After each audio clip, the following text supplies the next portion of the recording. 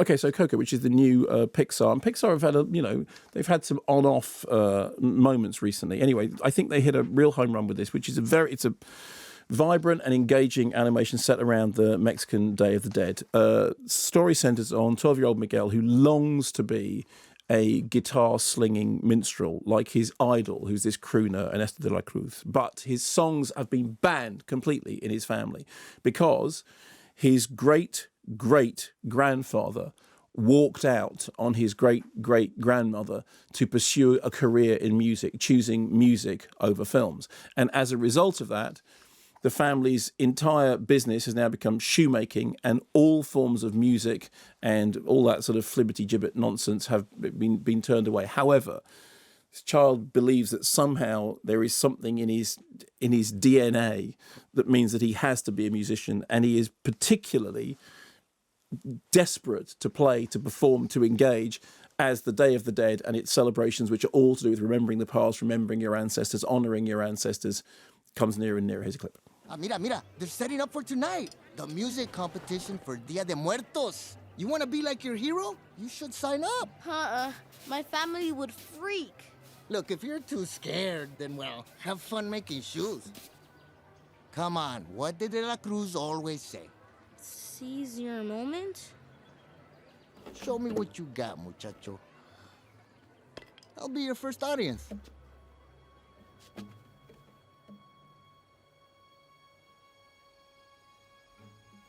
Miguel! Abuelita! What are you doing here? You leave my grandson alone. Doña, please. I was just getting a shine. I know your tricks, Mariachi. What did he say to you? He was just showing me his guitar. Shame on you!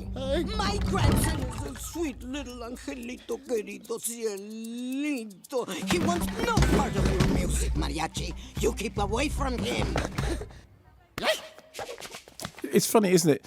Sometimes clips from animations work better than clips from almost any other film, because so much of what's happening is animation, you're built from the soundtrack up, because you do all that stuff. And the soundtrack is telling you so much about what's going on. So although you couldn't see any of those pictures, you could see all of those pictures. So our young hero borrows, in inverted commas, a guitar from his idol's shrine. And this then proves the magical element that leads him into the land of the dead, across these bridges, which actually, I mean, weirdly enough, owe a kind of debt, I think, to Matter of Life and Death, although I've got to the point now that I think that everything owes a debt to Matter of Life and Death. It's directed by Lee Unkrich, who had got a brilliant voice cast, from rising star Anthony Gonzalez to people like Benjamin Bratton, Gael Garcia Bernal. And it's really entertaining fare, and it's a film that plucks at your heartstrings, and does so with real ease and eloquence. But the thing that makes it, I think, more than that, is that it has a way of touching upon difficult matters in a way which I think is really, really gently done. For example, there is this beautiful portrayal of Coco, who is touched by dementia. And one of the things that the film is about is the absence of music, and also the way in which music is sort of timeless, and music transcends eras. And also, if anyone has ever had any experience with a loved one with dementia, you'll know that music has a kind of almost magical quality to it. It's somehow it works in a way. I'm sure there's a medical reason for this, but songs and tunes remain long after other things have gone away. And I think that the way in which the film approaches those kind of things, because the film is about memory, it is about remembering the past. Because one of the things is, if your family in the land of the living do not remember you, then you can no longer make the journey from the land of the dead into the land of the living for the Day of the Dead, Dia de Muertos. And so the film is all about how people live on as long as we remember them, and memory itself is a kind of living, breathing vibe, which is quite a complicated. I mean, you can have, even as I'm trying to explain it, I'm making it sound more complicated than it is, but it's a subject that the film deals with really beautifully. It's also got a lovely friendship at the centre of it between, a young boy who wants to be a musician and this kind of outcast character who literally keeps falling apart and is desperate not to be forgotten. That's kind of, that's part of what the film is about. It's also seems to be particularly pertinent and relevant, despite the fact that this film has been in production for quite a long time. But, while some people are trying to build a wall around Mexico, it's a film which absolutely embraces its culture and its people and its, and everything about it. And it does so to a soundtrack which is very touching. I think we have a little bit of one of the songs. Should we hear a little bit of one of the songs? This is Remember Me. Remember me, though I have to say goodbye. Remember me, don't let it make you cry.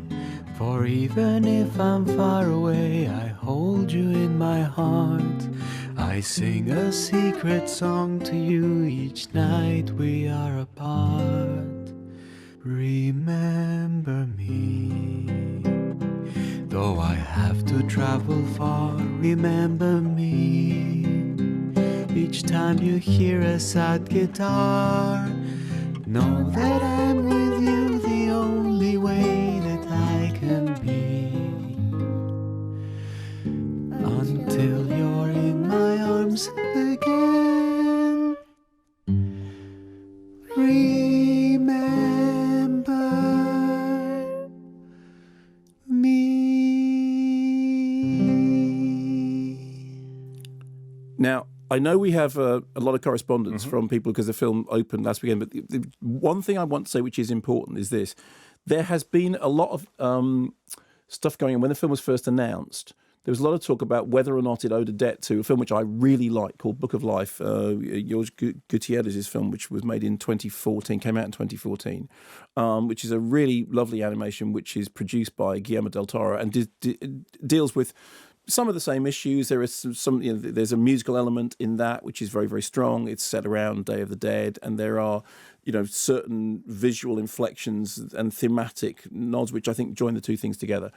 I don't think there's any question that Coco is really great and really, really enjoyable film, and I don't think it's particularly useful to wonder whether or not Coco and Book of Life are joined in harmony. The one thing I would say is, if you go see Coco and you enjoy it, which I think you will, do check out Book of Life, because that film came out and I reviewed it here and I really liked it, but it really went under the radar for a lot of people. I don't think it got a huge mainstream relief. I don't think you saw it, did you? Book of Life, and it's really funny and charming and touching, and it's there. If you like Coco, see Book of Life, because in an ideal world, both of those films would be, top of people's lists. And I think if you enjoyed one, you will enjoy the other. If you like that, why not try this? If you like cheese and you like peas, why not try new squeezy cheesy peas?